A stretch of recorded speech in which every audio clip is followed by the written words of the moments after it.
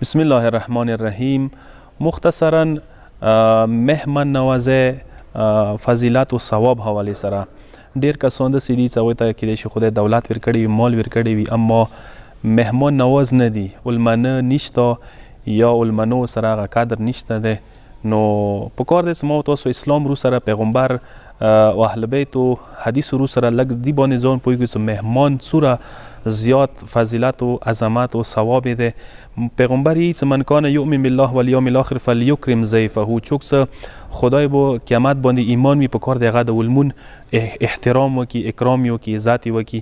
یو بل حدیث کې پیغمبر یی چې الضیف ینزل برزقه ویرتحل بذنوب اهل البیت، چې کله ولمون ته راشي هغه ځان څخه خپل رزق راوړي او هغه د خونې والا ګناهان بیا ځان سره وړي.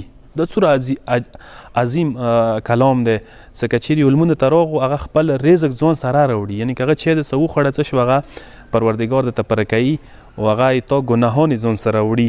یا بل حدیث کې پیغمبر یی چې الرزق اسرع الی من یطعم الطعام من السکین فی السنام، کوم رزق چې ته خلکو ته ورکړي هغه تا ته ډېر زر پروردګار طرفه رسي چې کوم ولمنو ته ورکړي.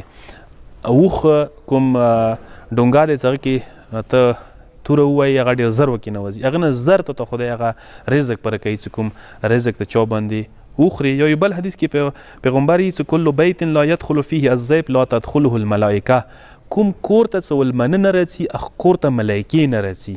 یعنې که غواړئ چې ملایکې د خونې ته راشي پکار دی چې خونې ته د ولمنه راشي، ولمون د سره وي او ولمون قدر وي د سه او مهمان نواز وي او کور ته د ولمنه راځي.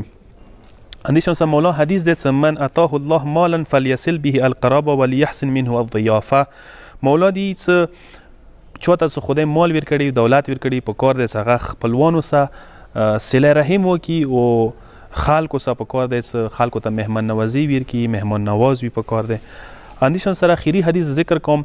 مولای کائنات یوه ورځ چا غمگین ولیدلو، خفا ولیدلو، مولانا پوښتنه وشوله فسأل عن علته، مولا ویلی خفای، مولا دوتی لسبع اتت لم یضف الینا ضیف، مولا دی چې ویلی چې اووه ورځې کېږي موږ ته ولمون نه دی راغلی. دغې خبرې ته خفه یم چې یوه هفته پوره شوه چې تا کور ته ولمون رانغللو. نو ولمون راتلله، ولمون قدر و عزت کوله او ولمون مهمان نوازی کوله، دا د اهل بیتو صفت دی. پکار دی چې د صفت مظهر و تجلی ما و تاسو کې پیدا وشي، برکت ورکې دی، رزق ورکې دی او رحمت ورکې دی، فرشتې نزیلیږي او عمر ورسه زیاتېږي. پروردګار عالم د ما و تاسو ټول ته توفیق نصیب کړي. والسلام علیکم ورحمة الله وبرکاته.